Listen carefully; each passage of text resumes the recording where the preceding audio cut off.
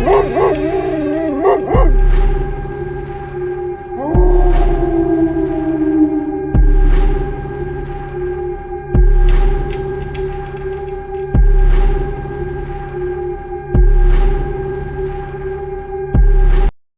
Story with RS के तमाम सुनने वालों को मेरा सलाम। उम्मीद करती हूँ कि आप खैरियत से होंगे। यहाँ ये बात शेयर करती चलूँ कि अगर आपके पास कोई हैरत अंगेज कहानी या फिर कोई वाकयात मौजूद हैं तो आप हमें सेंड कर सकते हैं। व्हाट्सएप नंबर डिस्क्रिप्शन में मौजूद है। आइए कहानी का आगाज करते हैं। आज मुझे यहाँ से रवाना होना था और काशिफ अभी तक मेरे पास नहीं आया था। शायद कोई और मौका होता तो मैं किसी दूसरे का इंतज़ार ना करता। काशिफ ने 2 माह तक मेरा जितना ख्याल रखा, इसका तकाजा यही था कि मैं इससे जाते हुए ज़रूर मिलकर जाऊँ, वरना वो मेरे बारे में क्या सोचेगा कि मैं कैसा बेमुरव्वत शख्स था, जाते हुए मिलकर भी नहीं गया। वक्त तेज़ी से बीत रहा था और काशिफ का कुछ पता नहीं था। मुझे रावलपिंडी पहुंचकर ट्रेन पकड़ना थी। अगर मैं ज़रा सी भी ताख़ीर कर देता तो ट्रेन निकल जाती और मजबूरन मुझे फिर किसी कोच में सफ़र करना पड़ता। कोच के सफ़र के मुकाबले में मुझे ट्रेन का सफ़र अच्छा लगता है, क्योंकि ट्रेन में आदमी सुकून से बैठ जाता है, चल फिर लेता है और एक तरह से ट्रेन का डब्बा कमरे की मानंद महसूस होता है। मैं बुनियादी तौर पर एक कारोबारी शख्स हूँ। मेरा जहन हर वक्त कारोबार से मुताल्लिक़ सोचता रहता है। इसी बिना पर मैं अपने कारोबारी साथियों के मुकाबले में बहुत आगे हूँ। मेरा कारोबार बहुत फैला हुआ है।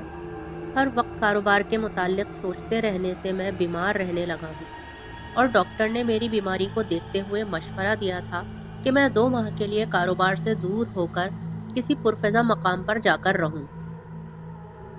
मेरी समझ में यही आया कि बजाय मैं किसी बाहर मुल्क में जाऊं, अपने मुल्क के पुरफ़िज़ा मकाम मरी में जाकर रहूं। मैं होटल के बजाय किसी घर में रहना ज़्यादा पसंद करता हूं। इत्तेफाक से एक छोटा बंगला नुमा घर मुझे मिल गया। मैं बहुत खुश हुआ कि इस बहाने मुझे घर का सा माहौल मिल जाएगा, कोई डिस्टर्ब भी नहीं करेगा। अपनी मर्जी से सोना और उठना। पढ़ने को मैं ढेर सारी किताबें ले आया था जो मुझे तन्हाई का एहसास नहीं होने देंगी और मेरा साथी बनकर मेरे साथ रहेंगी। मेरा इरादा था कि मैं 1 माह यहाँ क़याम करूँगा, लेकिन 2 माह गुजर गए और वक्त का एहसास ही नहीं हुआ। सच पूछो तो मेरा यहाँ अच्छा वक्त गुजरने में कुछ हाथ काशिफ का भी है। वो अगर यहाँ ना होता तो मेरे लिए 1 माह गुजारना बहुत मुश्किल हो जाता। काशिफ की मासूम हरकतें और भोलेपन की बातों से मेरा दिल बहल जाता था। कुछ वक्त को तो मैं खुद को भी बच्चा तसव्वुर करने लगता था और काशिफ से ऐसी बातें करने लगता कि वो भी मेरी बातों को सुनकर जोरदार कहकहा लगाने पर मजबूर हो जाता। वो मेरा ख्याल इस तरह रखता था जैसे वो हकीकी मायनों में मेरा बेटा हो। मुझे भी इससे इतनी ही मोहब्बत हो गई थी जैसे अपने बेटे से हो गई हो। इन 2 माह में मेरी बीमारी इस तरह से गायब हो गई थी जैसे मैं कभी बीमार ही नहीं हुआ था। मुझे अच्छी तरह से याद है, इस बंगले नुमा घर में आए हुए दूसरा दिन था। सख्त सर्दी थी। कमरे को गर्म रखने के लिए आतिशदान के कोयले ख़त्म हो गए थे और मेरी इतनी हिम्मत नहीं हो रही थी कि बाहर जाकर कोयले ले आऊं। ऐसे में ये सोचकर घर से बाहर निकल आया, शायद बाहर से सूखी लकड़ियां या टहनियां मिल जाएं ताकि कुछ वक्त गुजर जाए और सर्दी की शिद्दत कम हो जाने पर मैं फिर कोयले लेकर आ जाऊंगा। कोयले की दुकान यहाँ से बहुत दूर थी। मैं उम्र के इस हिस्से में था जब कम सर्दी का भी एहसास होता है। मैं अभी इधर उधर नजरें दौड़ा ही रहा था कि एक 10 साला लड़के पर नजर पड़ी। वो भी मेरी तरफ ही देख रहा था। अपनी तरफ मुतवज्जा पाकर वो मेरे पास आया। क्या बात है, आप मुझे कुछ परेशान दिखाई दे रहे हैं? वो बोला। हाँ बेटा, मेरे आतिशदान के कोयले ख़त्म हो गए हैं और मुझे सर्दी बर्दाश्त नहीं हो रही है, मैंने कहा। बस इतनी सी बात है, मैं अभी कोयले लाकर दे देता हूँ। ये लो पैसे, ज़रा जल्दी आना कोयले लेकर। मैंने कुछ रकम इसकी तरफ बढ़ाई। अगर कोई और मौका होता तो मैं कभी इस तरह किसी अजनबी लड़के को रकम ना देता। किसी अजनबी लड़के का क्या पता कि वो पैसे लेकर रफू चक्कर हो जाए। सख्त सर्दी की बिना पर मैं इस पर एतमाद करने पर मजबूर हो गया था। इसने मेरी तरफ मुस्कुराते हुए देखा। पैसे देने की ज़रूरत नहीं है, मैं अभी अपने चचा के घर से कोयले ले आता हूँ। जब आप दुकान से कोयले लेकर आएं तो फिर मुझे उन कोयलों के बदले कोयले दे देना। इसने कहा, ठीक है, जैसे तुम्हारी मर्जी। ये कहते हुए मैं कमरे में आ गया। अभी चंद मिनट ही हुए थे कि वो कोयले लेकर आ भी गया और खुद ही इन कोयलों को आतिशदान में डालकर आग रोशन कर दी। लगता है तुम्हारा घर नजदीक है, जब तुम कोयले इतनी जल्दी से ले आए हो। मैंने मुस्कुराते हुए इसकी तरफ देखा। हाँ, मैं यहाँ नजदीक ही अपने चचा फखरुद्दीन के पास रहता हूँ, इसने बताया। अरे हाँ, मैंने तुम्हारे चचा का घर यहाँ से आते हुए देखा था। घर के बाहर फखरुद्दीन नाम की तख्ती भी लगी हुई है। लेकिन तुम अपने चचा के पास क्यों रहते हो? अपने वालिदैन के पास क्यों नहीं रहते? मेरे वालिदैन का एक एक्सीडेंट में इंतकाल हो गया था। जब से मैं अपने चचा के पास ही रह रहा हूँ। मुझे बहुत अफसोस हुआ, इतने अच्छे लड़के के वालिदैन का इंतकाल हो गया है। मैंने इसके सर पर शफकत से हाथ फेरा। आपका चेहरा काफी हद तक मेरे वालिद से मिलता जुलता है, इसलिए मैं कल से इस मकान के गिर्द चक्कर लगा रहा हूँ। आपसे मुलाकात करके यहाँ पर कुछ वक्त गुजारना चाह रहा हूँ। सो आज मेरी ये ख्वाहिश पूरी हो गई है। यहाँ आप जितना भी वक्त गुजारे, इस दौरान किसी भी चीज़ की ज़रूरत हो मुझसे कह देना। आपका काम करके मुझे बड़ी खुशी होगी। वो मुसलसल मेरे चेहरे पर नज़र रखे हुए था। मैं इसकी कैफियत का अंदाज़ा लगा सकता था। मेरे चेहरे में अपने बाप की सूरत देख रहा था। ऐसा करके इसे दिली खुशी हो रही थी। ऐसा अक्सर होता है जब हम अपने प्यारों के बिछड़ जाने पर इससे मिलती जुलती शक्ल के शख्स को देख कर ना जाने क्यों एक खुशदिली और सुकून की कैफियत को महसूस करते हैं। तुम्हारा क्या नाम है? मैं अभी और कुछ कहना चाहता था कि बेख्तियार बोल पड़ा। काशिफ। हाँ काशिफ, मुझे जिस चीज़ की भी ज़रूरत पड़ेगी मैं तुम्हें इत्तला कर दूंगा, मैंने कहा। मेरी बात पर वो खुश हो गया था। 2 माह के दौरान काशिफ ने मेरा इस तरह ख्याल रखा जैसे कोई बच्चा अपने बाप का ख्याल रखता हो। मेरे मुंह से कोई फरमाइश निकलती और वो सर्दी की परवाह किए बगैर दौड़ पड़ता।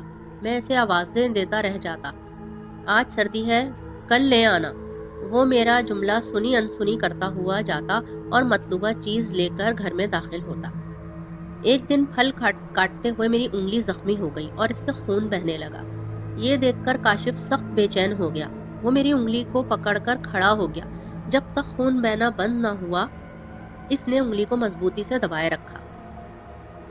खून बंद हो जाने पर इसने मेरी उंगली पर दवाई लगाकर पट्टी कर दी। मैं इसे हैरत से देखता रह गया था। कई बार इसे कुछ रकम देना चाहिए, लेकिन इसने रकम लेने से इनकार कर दिया। बकौल इसके वो मेरी खिदमत पैसों के लालच में नहीं, बल्कि अपना बाप समझकर करता है।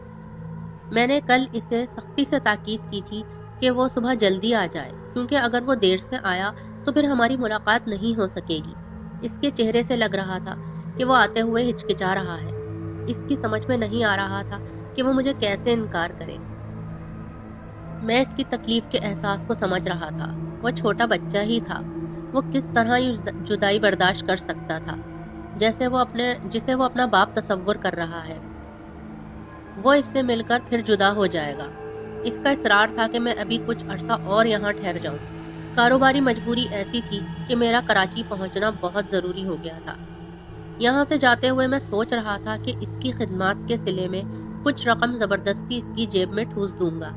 इसके इनकार पर मैं कहूँगा कि अगर तुम्हारा बाप तुम्हें खर्चे की कुछ रकम देता तो क्या तुम इनकार कर देते? इस बात पर वो ज़रूर खामोशी से रकम अपनी जेब में रख लेगा। खासी देर गुजरने पर भी काशिफ नहीं आया। मैंने हर गुजरते लम्हे को महसूस किया। वो अभी तक नहीं आया था। ना जाने इसे आने में कितनी देर लग जाए। मुझे खुद ही इसके चचा के घर जाकर काशिफ से मिल लेना चाहिए, मैंने खुद कलामी की। बेख्तियार कुर्सी से उठा और काशिफ के चचा फखरुद्दीन के घर की तरफ चल दिया। मैं अभी फखरुद्दीन के घर के पास पहुंचा भी ना था कि एक दरख्त के पास मुझे काशिफ खड़ा नजर आया। मुझे बड़ी हैरत हुई कि कितनी बेफिक्री से वो इस जगह पर खड़ा है, जबकि इसे मेरे पास आने की बिल्कुल भी फिक्र नहीं है। काशिफ, मैंने इसको आवाज़ दी। मेरी आवाज़ पर वो चौंका और मेरी तरफ बेबसी से देखने लगा। इसकी आंखों में हसरत थी। इसके चेहरे पर छाई उदासी देखकर मेरा दिल भी कटकर रह गया। मैं तेजी से इसकी तरफ बढ़ा। मैं इसे सीने से लगाकर इसका गम दूर कर देना चाहता था। जब मैं दरख्त के पास गया, वहाँ काशिफ का नामो निशान भी नहीं था। मैं इसकी मोहब्बत में इस कदर पागल हो गया था कि वो वहाँ मौजूद ना था और मैं इसे तसव्वुर में देखकर वहाँ लपक कर दरख्त के पास ही पहुँच गया था। मैं अपने सर को झटक कर आगे बढ़ गया। فخر الدین کے گھر کا دروازہ اندر سے بند تھا۔ میرے دستک دینے پر میری ہی عمر کا ایک شخص باہر آیا۔ جی فرمائیے، اس نے مجھے حیرت سے دیکھا۔ میں کاشف سے ملنے آیا ہوں، میں نے کہا۔ کیا؟ وہ حیرت سے مجھے دیکھتے ہوئے بولا۔ آپ حیران نہ ہوں، میں 2 ماہ سے ادھر ہی ایک گھر میں کرائے پر رہ رہا تھا۔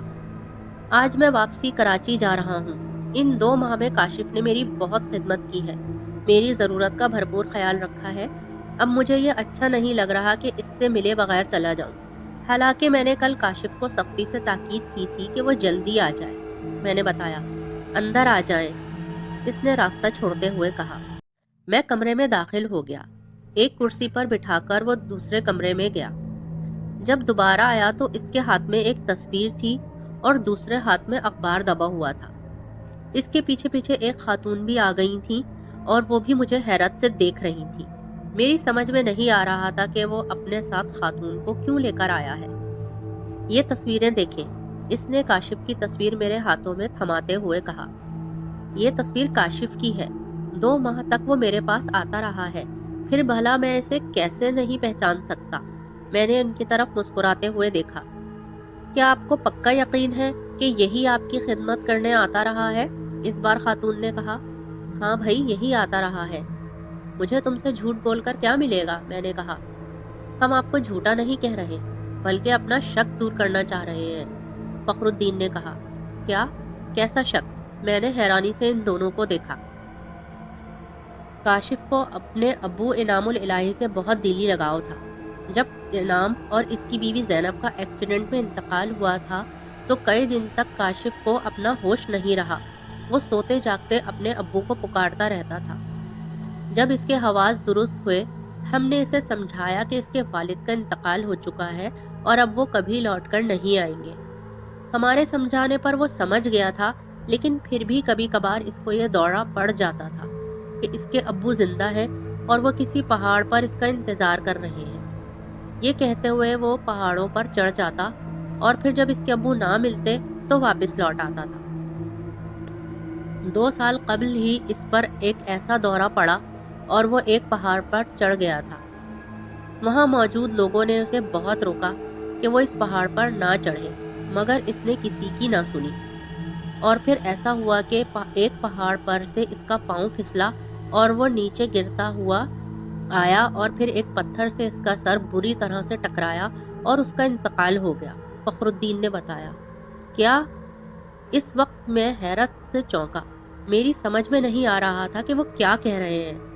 اگر وہ مر گیا تو پھر وہ میرے پاس کیسے آتا رہا تھا؟ میری اس نے خدمت کس طرح کی؟ وہ مجھے حیرت زدہ دیکھ کر دونوں میاں بیوی آنکھوں ہی آنکھوں میں اشارہ کیا۔